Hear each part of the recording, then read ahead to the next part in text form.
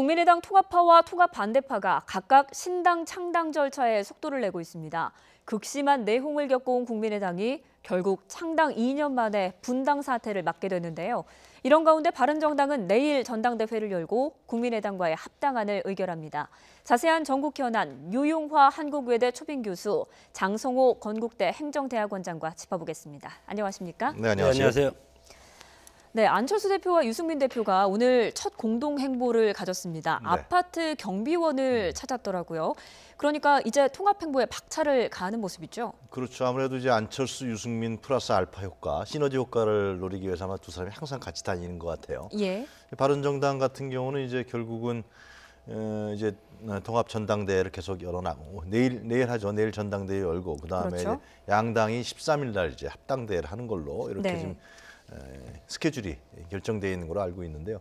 바른정당은 하여튼 지금 9명 아니겠습니까? 네. 과거에 이제 그 박근혜 전 대통령에 대한 탄핵에 대한 찬성을 하는 33명의 의원들이 밖으로 나왔다가 나머지 이제 9명을 제외한 다른 의원들은 다 이제 복당을 했고요. 네. 그래서 이제 유승민 대표 같은 경우는 이것은 국민의 어떤 그 압박에 의해서 국민의 여론에 의해서 만들어진 탄핵 찬성당이다. 결국은 그러한 의미가 있다라고 이제 주장하고 있는 것인데요. 하여튼 원내 교섭단체 수가 이제 다운되면서 결국은 이제 국민의당하고 통합을 추진하면서 상당히 아무래도 고무돼 있는 것 같아요. 왜 그러냐면 이제 각종 여론조사에서 예. 지금 실제로 지난주 금요일 날 발표된 한국갤럽 여론조사에서 이 통합신당이 그때는 이제 미래당이라는 이름이 아직 정해지지 않았을 때니까요. 통합신당이 16%가 나오고 자유한국당이 6%가 나왔어요. 지지율이. 예. 예, 그리고 이제 서울 같은 경우는 통합신당이 20%, 또 자유한국당이 한국당이 6%가 나와버렸단 말이죠. 그러니까 대구 경북을 제외한 전국에서 통합신당이 훨씬 더 앞서가는 형태로 나가기 때문에 아무래도 바른정당에서는 통합을 앞두고서 자기네들이 주장했던 개혁적 보수 세력도 예. 합리적 보수 세력을 이 통합신당에서 미래당에서 나름대로 모아서 그 다음에 결과는 지방선거 아니겠습니까? 지방선거에서 나름대로 약진할 수 있는 발판이 되지 않겠냐. 그런 기대를 갖고 있는 것으로 알고 있습니다. 예. 네, 그렇습니다. 또 바른정당에서 추가 탈당자가 나올지 이것도 관심이거든요. 어떻게 보세요? 글쎄 이제 뭐 나머지가 원희룡 제주지사가 지금 숙고 중에 있는데 예. 원희룡 제주지사는 이번에 지방선거에 출마해야 되지 않겠습니까? 정치인은 선거에 나가서 당선되는 것이 최우선으로 생각하기 때문에 네. 그만큼 지금 고뇌의 시간을 길게 가지고 있는 것이 아닌가 예. 이렇게 생각이 들고 남경필 경기지사가 다시 한국당으로 복귀를 했고 예. 지금 원희룡 지사만 지금 남겨두고 있는 시점에서 예. 바른정당이 통합을 앞두고 원희룡 지사가 만약에 탈당을 해서 한국당으로 간다면 바른정당의 힘이 상당히 위축될 가능성이 상당히 크다 이렇게 저는 생각이 들고 예.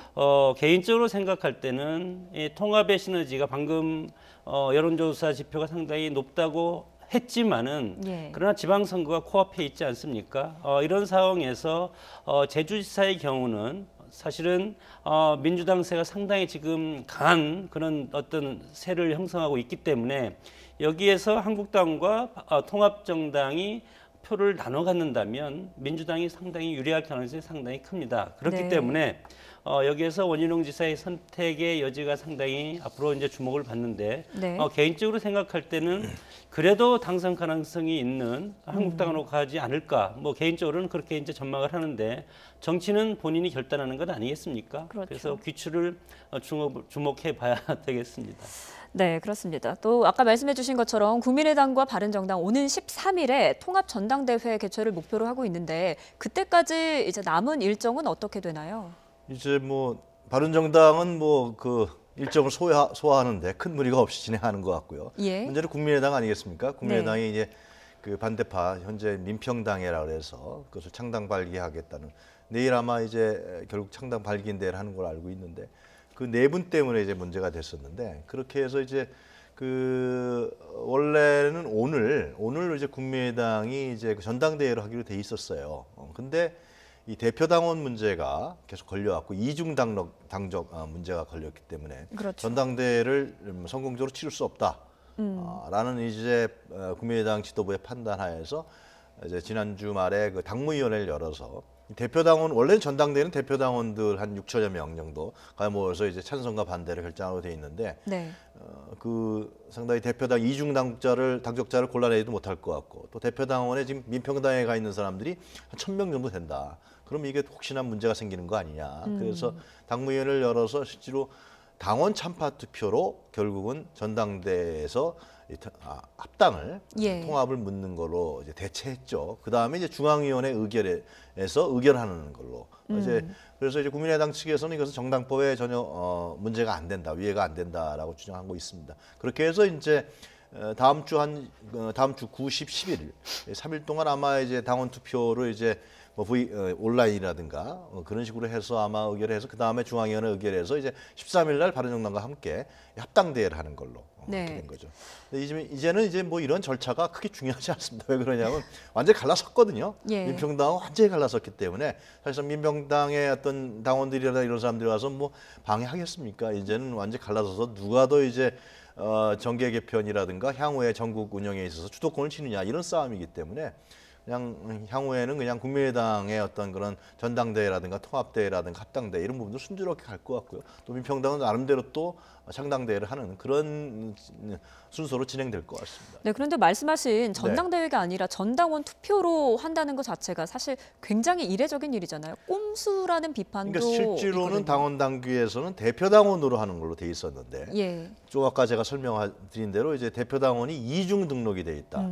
그것은 이제 결국 민평당으로 간 당원들이 결국 국민의당 당원으로 돼 있다 때문에 상당히 그 전당대회가 성공적으로 치러지기 어렵다라는 판단을 한 거죠, 실제로요. 네. 그래서 하는 건데 편법이죠. 당원 당규를 또 바꾼 거니까요, 당무위원회에서. 예. 당무위원회나 중앙위원회 사실상 통합파들이 다 장악하고 있기 때문에 의원들하고 달리 편법을 통해서 이제는 결국은 이제 통합과 합당대회로 가는 수순을 밟는다. 근데 좀 전에 말씀드린 대로 이제 그런 수순과 절차는 이미 다 그렇게 의미가 없어져 버리는 완전히 두 집이 딴 살림으로 아직 가고 있기 때문에 예. 그런 절차를 갈 것 같아요.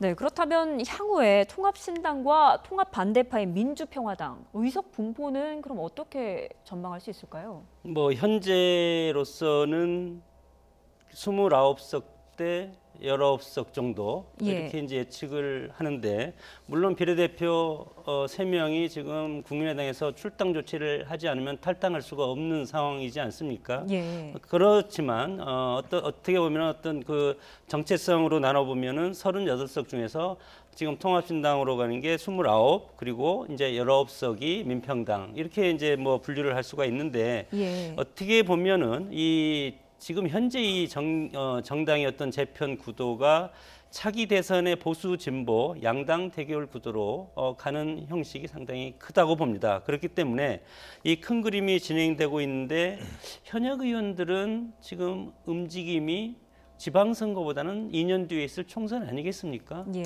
그래서 지금 중도파도 지금 일정 부분 남아 있고 아니면 민평당으로 가고 이렇게 서로 이제 어떻게 보면 갈라서고 있는데 결국은 이것도 3년 뒤에 있을 총선 때 다시 합칠 가능성 상당히 있기 때문에 지금은 전략적으로 서로 헤어졌다가 다시 3년 뒤에 합칠 가능성도 있기 때문에 예. 이런 것들은 앞으로 이제 두고 봐야 될 것이고 결국은 누가 캐스팅 보트를 할 수가 있느냐? 그렇죠. 저는 이 두 당이 똑같이 캐스팅 보트를 할 수 있다고 봅니다. 그렇습니까? 지금 민평당 의석 의원이 15명 그리고 잔류가 비례 3명, 이용호 의원까지 하면 1명 해서 19명 아니겠습니까?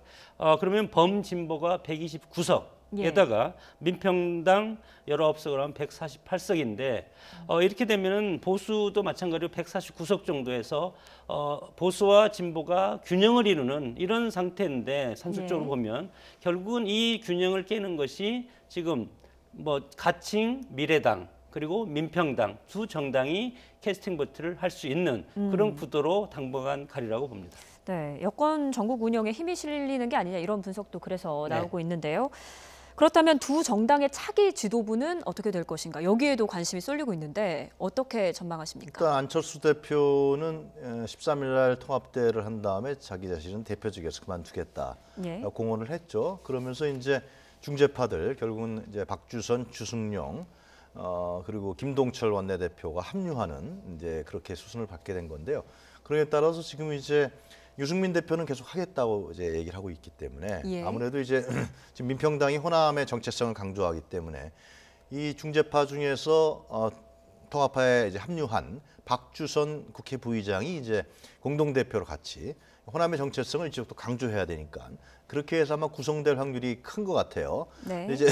근데 이제 전국의 관심은 이제 과연 이제 그렇게 되면 이제 민주당이 있고 자유한국당이 있고 그 다음에 이제 미래당 그 다음에 이제 민평당인데 의석수는 아마 뭐 하여튼 19 이영호 의원이 지금 어디를 갈 거냐 아마 민평당으로 갈 확률이 크다. 그래서 이제 비례를 뺀 경우는 16석이니까요. 그러면 이제 원내 교섭단체는 안 되기 때문에 예. 실제로 어떤 국회 운영에 있어서요. 국회 운영에 있어서의 어떤 대표성 같은 것들은 민평당이 이제 안 되는 거죠. 그리고 국고 보조금이라든가 이런 부분들도 상당히 적게 받을 수밖에 없고. 그러나 설명하신 건 19석이 될 수 있다. 비례의 이상돈, 지금 장정숙 그다음에 이제 누굽니까 저 박주연 의원 예. 이 세 사람은 비례대표지만 결국은 국민의당에서 이제 제명 조치를 안 해주기 때문에 결국은 이쪽으로 마음은 이쪽으로 가 있지만 몸은 있는 그래서 19석이라는 것은 실제로 그렇기 때문에 표를 행사할 경우는 19석을 할 수 있다. 그것이 이제 오늘 이용주 의원이 주장한 겁니다. 결국은. 네.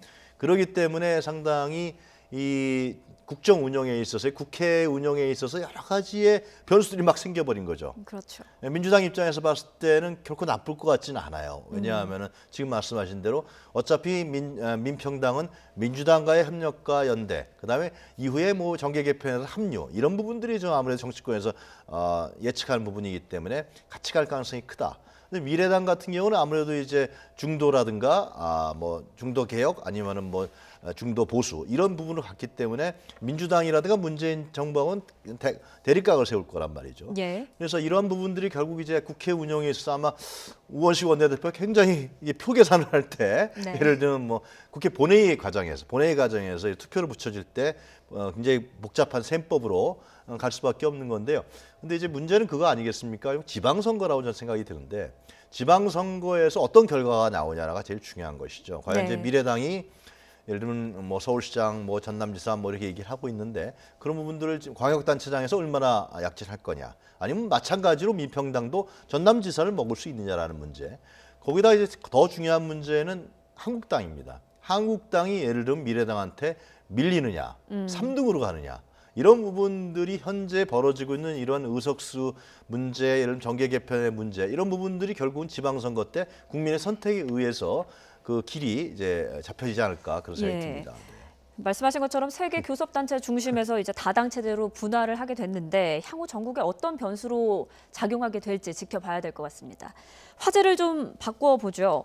자유한국당 홍준표 대표가 자신의 성희롱 의혹을 보도한 종편 채널 MBN에 대해서 당사 내에 방 빼라라고 한 건 물론이고 이제 명예훼손에 따른 민사소송까지 제기하겠다라고 나섰어요. 사실 이런 게 굉장히 이례적인 일이잖아요. 어떻게 보십니까?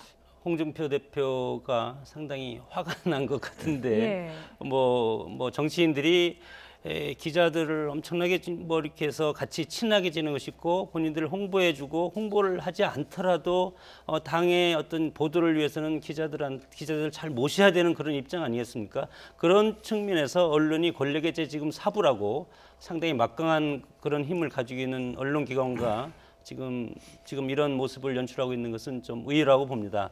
여기에서는 저는 언론은 공익기관으로서 공공성이 있어야 되고 네.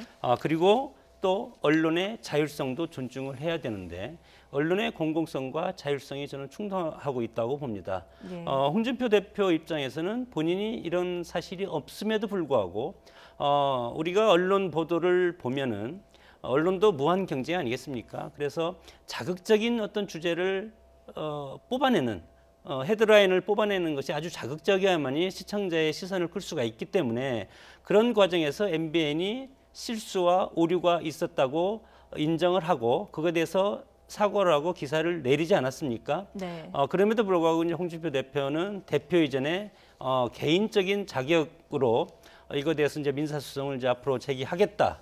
언론 이런 가짜 뉴스를 헤드라인으로 뽑고 공당의 대표, 야당 대표를 그렇게 있지도 않는 사실로 거짓 뉴스, 가짜 뉴스를 퍼뜨리는 MBN에 대해서 민사소송까지 제기하겠다.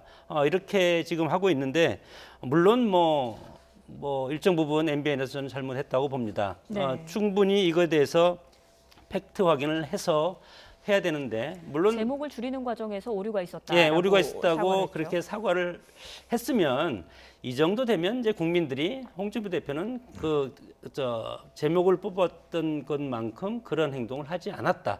국민들이 이제 인식하고 있지 않겠습니까? 그렇기 때문에 전직 대선 후보였고 지금 제1야당의 대표고 그런 차원에서 언론의 자율성을 앞으로 더 공고화하고 더 앞으로 자율성을 잘 지켜라 이런 측면에서 이제는 좀 포용력 있는 아량을 베풀어 주셨으면 좋겠다고 개인적으로 생각합니다. 저는 홍 대표의 패착일 가능성이 크다고 봅니다. 예. 지금 뭐 MBN 측에서 나오는 얘기는 결국은 이것이 뭐 가짜 뉴스가 아니고요, 실제로 오보다.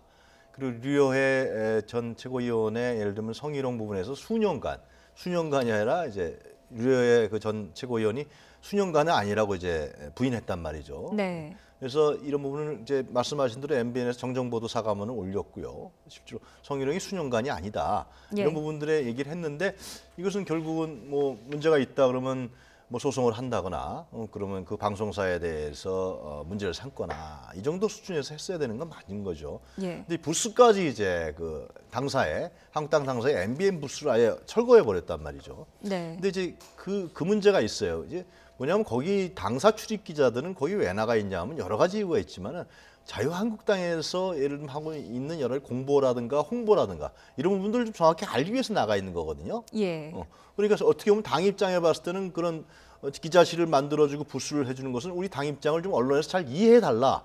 그런 소통하기 위한 장인데 그 MBN 부스를 없애버리면 실제로 MBN은 예를 들면은 한국당의 어떤 홍보라든가 공보의 성격과 내용을 알 수가 없게 되는 부분들이 있어요. 네. 자유한국당이 어떻게 손해보는 거죠. 그리고 또 중요한 것은 그렇다고 해서 MBN 기자들이 자유한국당 국회의원들하고 개별적으로 전화를 안 할 것이냐. 취재할 거예요, 분명히. 자유한국당 국회의원들 아마 다 답변할 겁니다. 결국은 그렇게 가면은 자유한국당과 홍준표 대표가 마이너스 효과를 본다라는 생각이 들고 더 문제가 되는 것은 이것이 MBN 하나의 문제가 아니라 결국 언론의 자유에 대한 문제, 언론의 취재에 대한 보장에 대한 문제까지 전 언론사 기자들한테 확대되고 있다라는 거예요, 실제로. 예. 그래서 이런 부분들에 대해서 왜 이런 결정을 갑자기 내렸는지 참 이해가 안 간다라는 생각이 들고 특히 이제 좀 전에 지난주에 발표된 한국갤럽 여론조사에서 통합신당이 출범하면은 한국당이 6%로 다운되지 않습니까?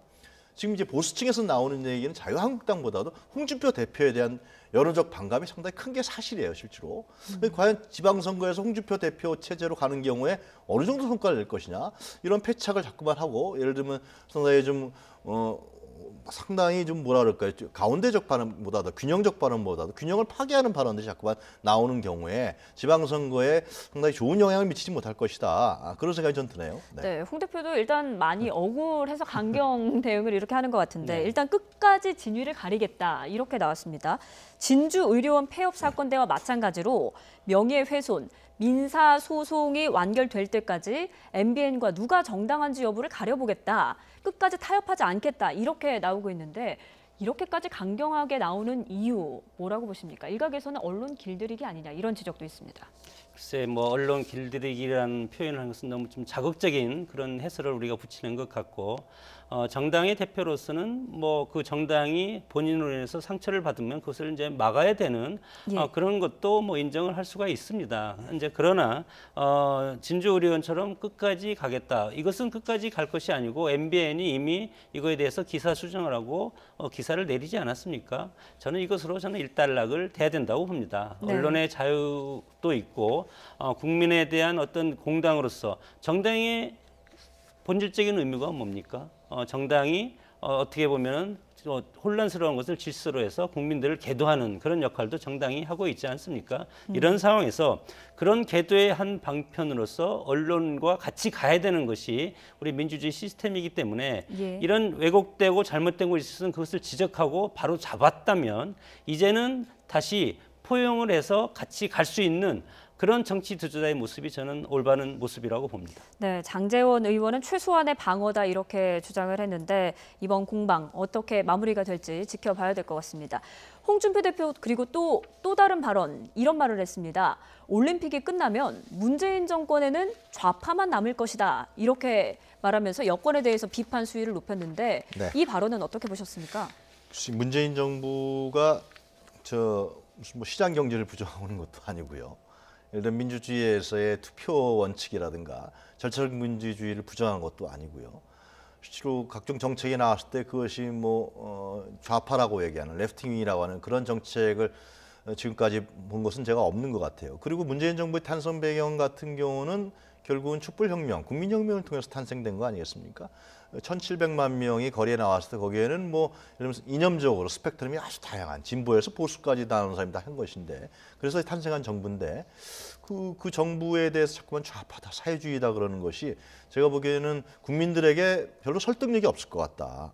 그러니까 정당의 지도자가 정당 얘기하셨지만은 정당의 지도자가 국민들에게 설득력이 없는 발언과 어떤 행동을 한다 그러면 그 정당은 국민적 기반을 상실해 나가는 과정으로 가는 거거든요. 예. 그러니까 자유한국당이 어느 나라의 보수당도 상당히 국민적인 그 스펙트럼을 가져가면서 선전선동을 하고 정책을 핀단 말이죠. 근데 홍준표 대표에게는 물론 이제 공격하는 건 맞죠. 정치적 공세를 가하는 것은 문제가 있으면 하겠지만은 너무나 이렇게 과도하게 이렇게 공격하면서 실제로 국민적 설득력을 상실해가면서 자유한국당이 실제로 국민적인 어떤 대중성들을 잃어가는 과정으로 가기 때문에 이런 부분들은 특히 올림픽이라는 것은 지금 여러 가지 남남 갈등 문제가 좀 있었습니다만은 그러나 올림픽이 열리게 되면은 국민들은 그 올림픽 속에서 평화와 통합을 원할 테고 그리고 그 속에서 우리나라 선수들이 금메달을 많이 따기를 바라고 있잖아요. 지금 8개가 목표라는데 10개 따기를 바라고 있단 말이죠. 그래서 남북 선수들이 같이 하게 되면 또 응원을 분명히 또 할 것이고 이런 부분 속에서 올림픽을 통해서 남북 간의 어떤 화해와 협력의 그런 분위기가 마련되길 원하고 또 한반도에서의 어떤 평화의 계기를 만들어지는 것을 원하는 것이 저는 올림픽이 열리면 분명 국민들이 바랄 것이란 말이죠. 그런데 예. 올림픽 기간 동안에도 만약 이런다 그러면 더욱더 국민적 설득력을 상실해가는 과정으로 홍 대표와 한국당이 가지 않겠냐 그런 우려 섞인 생각이 듭니다. 네, 이에 대해서 더불어민주당은 한국당 색깔론에 전 세계가 경악할 것이다. 이런 비판을 내놨습니다. 이런 공방에 대해서 어떻게 생각하십니까? 가슴 아픈 저는 모습이라고 봅니다. 예. 지금 전 세계가 지금 주시가 있는 이때 물론 홍준표 대표의 이런 말들을 전 세계 언론이 알지는 못할 겁니다. 우리 내부적인 우리 국민들이 이것에 대해서 방송을 통해서 그리고 SNS를 통해서 이제 확인을 할 수는 있겠지만 전 세계 국민들이 한국의 내부적인 이런 이념적인 갈등 양상 이거에 대해서는 그렇게 자세히 알지는 못하겠지만 그럼에도 불구하고 올림픽이라는 것은 과거의 이명박 정권, 박근혜 정권을 비롯해서 과거 정권에서 우리가 유치해서 국민적 모든 힘을 결집하고 그리고 국가가 나서서 이것을 성공시켜야 되는 지금 현재 한국당이 정권을 잡고 있어도 야당에 대해서 혹시 야당이 민주당이라면 민주당에 대해서 협조, 정쟁 중지를 요청하지 않았겠습니까? 과거에도 그렇게 했으니까 이런 상황을 봤을 때는 이제는 핵도 미사일도 상당히 큰 위협이 앞으로 우리가 다가올 텐데 그걸 떠나서 앞으로 일주일 남은 평창 올림픽 이거에 대해서 우리 정치권도 일주일만이라도 좀 서로 정쟁을 중지하고 예. 서로 하나된 모습 정치 휴전이 아니고 정쟁 휴전을 선언하는 그런 모습이 지금은 바람직하다고 봅니다. 네, 올림픽이 며칠 남지 않은 상황에서 정치권의 색깔론 공방, 국민들의 시선이 그렇게 곱지만은 않은 것 같습니다. 화제를 한번 바꿔보죠. 민주당이 현재 정치권 공방의 주요 이슈인 개헌 당론을 채택했는데요. 우선 여야 입장부터 보고 오시죠. 2월 말 개헌안 제출은 6월 지방선거와 개헌 동시선거를 하지 말자는 이야기랑 같습니다. 그래서 시간을 더 당겨서 2월 중순까지는 해달라 하는 말씀을 다시 드립니다. 지방 분권으로 이렇게 덮으려고 하는 문재인 대통령의 의도는 결국 무엇입니까? 제왕적 대통령제를 그대로 즐기겠다는 말씀이나 다름이 없습니다. 네, 여야 간 개헌의 핵심, 일단 권력구조 개편을 어떻게 하느냐인데 일단 핵심을 좀 정리해 주시죠. 그러니까 좀 약간 이게 좀 애매모호한 측면이 없잖아 있어요. 그러니까 민주당에서는 대통령제를 근간으로 분권과 협치를 강화한다 했단 말이죠. 네. 대통령 4년 중임제를 채택했다 그러는데 결국 이제 민주당 일각에서 나오는 것은 이제 현재의 대통령 제도, 대통령이 갖고 있는 권력이죠. 이러한 부분에 대해서 예를 들면은 분권에 대한 생각이 있기 때문에 이것은 협상용이다라는 얘기가 있고요.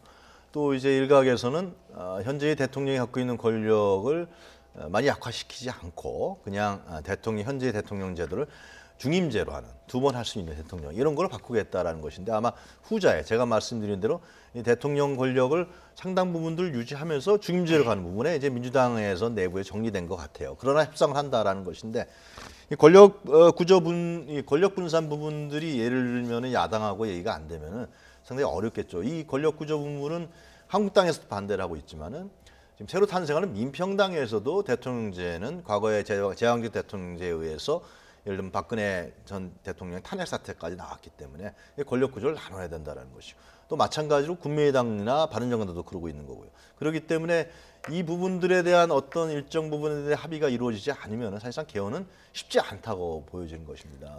그래서 이제 민주당에서는 하여튼 이번 지방선거 때 개헌을 해야 된다라는 것이 상당히 중요한 어떤 정치적인 테마로 자리 잡고 있기 때문에 예. 그래서 협상용으로 내놨는데 과연 이것이 잘 될 것이냐는 문제가 있습니다. 개헌 시기와 또 별도로 이런 권력 구조에 대한 부분들이 지금 제 정당 세력 간에 합의가 되지 않는 그런 상황인 것 같습니다. 네, 그런데 더불어민주당의 개헌 당론에 대해서 야당이 반발하는 부분도 있는데 그 부분이 어떤 것인지 설명을 좀 해주시죠. 뭐 한마디로 하면 이제 자유라는 부분인데 예. 제가 10수년 전에 교과서 심의위원으로 사회교과서 심의위원으로 들어갔을 때도 그때도 이 문제가 상당히 터져 나왔습니다. 네. 자유를 넣냐 빼냐, 민주주의냐 자유민주주의냐.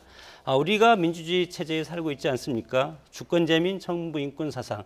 그러면 왜 민주주의가 어떻게 나왔냐? 이것은 민주주의 탄생의 계기가 절대주의를 타도하고 절대주의를 타도한 세력이 왕권과 강한 어떤 군사력으로 유지한 절대주의와 거기에 통제경제라는 그런 것들을 이용하기 때문에 중소 상공업자들이 자유로운 경제활동을 할 게 없기 때문에 부르주아 혁명을 일으켜서 그것이 이제 소위 말하는 시민혁명인데 그래서 민주주의가 탄생을 했고 이 시민혁명의 두 정신이 자유와 평등이었습니다. 네. 그래서 자유와 평등의 두 정신이 오늘날 민주주의의 어떤 기둥이 되는데 정치적인 의미에서 자유와 평등은 자유라는 것은 인간의 존엄성이라든가 정치적인 자유 그리고 평등이라는 것도 마찬가지로 누구나 똑같은 투표권 이런 두 가지 논리인데 결국은 여기에서 경제적인 측면에서 자유와 평등 자유라는 것은 자본주의 논리고 평등은 분배를 중심으로 한 진보적인 가치 이렇게 해서 자유가 들어가면은 이것은 시장 경제주의, 시장 어떤 실용주의고 자본주의 노선으로 그래서 산업혁명 이후에 빈익빈 부익부 현상이 일어나서 노동자, 농민 그리고 소외계층이 생겨나지 않았습니까? 네. 그렇기 때문에 사회주의라든가 어떤 복지를 중심으로 한 평등주의를 가져온 진보적인 세력이 등장을 해서 오늘날 자유라는 것은 자본주의를 상징하는 경제적인 측면의 뜻이 상당히 강하기 때문에 지금 우리로 보면은 자유적인 가치를 중시하는 것이 한국당 아닙니까? 네. 보수적인 세력이고 정치적으로는 자유시장 경제 체제를 주장하는 것이고 평등을 주장하는 세력은 진보적인 세력. 그렇기 때문에 지금 민주당은 중산층과 서민을 지금 하기 때문에 자유라는 가치보다는 오히려 평등적인 가치를 하기 때문에 네. 자유를 빼고 싶은 것이 속마음일 겁니다. 네, 국회 개헌 논의도 빨라지고 있는 것 같습니다. 여기까지 듣겠습니다. 지금까지 유용화 한국외대 초빙 교수, 장성호 건국대 행정대학원장과 함께 이야기 나눠봤습니다. 오늘 말씀 고맙습니다. 네.